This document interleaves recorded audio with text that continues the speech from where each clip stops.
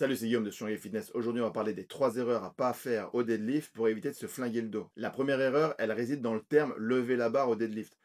Nous, ce qu'on veut, c'est pas lever la barre. Nous, ce qu'on veut, c'est pousser le sol le plus fort possible avec les pieds. Et parce que je maintiens ma colonne vertébrale en position neutre, la barre se lève. Et ça, on le voit souvent en salle ou ailleurs. Les gens veulent lever la barre comme s'ils voulaient ramasser quelque chose au sol. Là, sur la vidéo, je montre, en fait, on voit quasiment que j'utilise pas mes jambes, j'utilise les muscles érecteurs de la colonne vertébrale pour relever, faire une extension de tronc. C'est absolument pas bon. Ce qu'on va rechercher sur le deadlift, c'est augmenter la charge le plus fort possible pour pouvoir obtenir le maximum de résultats en termes de force ou d'hypertrophie.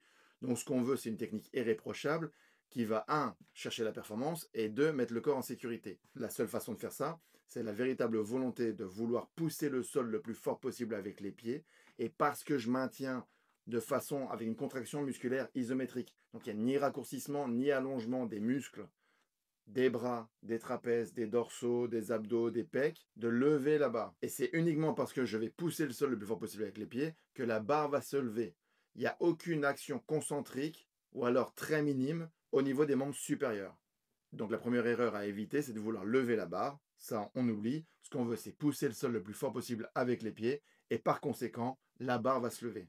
Le résultat est le même, les intentions sont complètement différentes. Et avec la bonne intention, on va pouvoir aller rechercher et la performance et la sécurité. La deuxième erreur qu'on voit aussi souvent, c'est quand il commence à avoir un petit peu de poids sur la barre. Je commence à être un petit peu pris par les émotions, j'ai un petit peu de stress et donc je vais vouloir rajouter de l'élan au dernier moment sur mon mouvement. Ça, c'est pas bon. Là, je le montre. En fait, je vais me mettre en position, je me mets bien en position, tout comme il faut, je prends mon inspiration. Et au dernier moment, je vais mettre un petit peu d'intention, je vais mettre un petit peu d'élan. Ça fait qu'en fait, je vais casser la mécanique de mon mouvement, je vais casser ma technique. Je vais subir la charge. Et en fait, on voit qu'au niveau de mes épaules, elles drop. Et donc, en fait, mes vertèbres dorsales, ça arrondit un tout petit peu. Et forcément, si au niveau des dorsales, ça arrondit, au fur et à mesure, si la charge est relativement lourde, ça va arrondir aussi au niveau des lombaires. Je vais augmenter mes risques de blessure. Donc, j'augmente mes risques de blessure.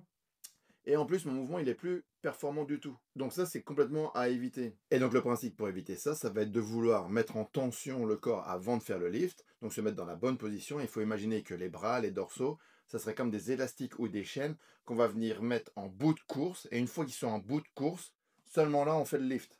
Faut pas venir étendre l'élastique, le mettre en bout de course, se mettre dans la position comme il faut. Et juste au dernier moment, boum, faire ce petit élan. Donc peu importe le poids sur la barre, je ne dois pas être pris par mes émotions.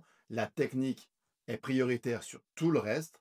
La performance viendra par la suite et comme ça, j'évite les risques de blessure. Et la troisième erreur, ça va être généralement à cause de l'ego. Ça va être vouloir terminer une rep absolument, même si je sens que ma technique, elle se détériore.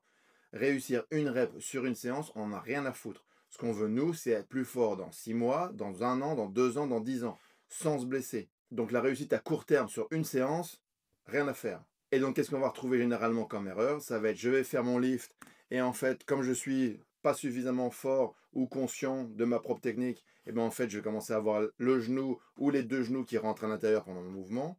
Ou alors, je vais commencer à faire mon mouvement, et en fait, la charge est trop lourde, et en fait, je vais pas avoir la capacité de maintenir ma colonne vertébrale en position neutre. Et donc, en fait, mon dos va commencer à rondir pendant mon mouvement. Et en fait, là, j'augmente les risques de blessure. Ce qu'on veut, c'est une technique irréprochable de la première rep d'échauffement jusqu'à la dernière. Si maintenant j'ai plus les capacités techniques de maintenir la position comme il faut, tout simple, soit je prends une pause, soit j'arrête. Encore une fois, c'est pas sur cette séance-là que je vais devenir fort, c'est sur le cumul de toutes les séances au long de l'année. Donc le but, c'est pas de se flinguer le dos et de devoir attendre 2 mois pour pouvoir récupérer. Donc les 3 erreurs à pas commettre pour se flinguer le dos.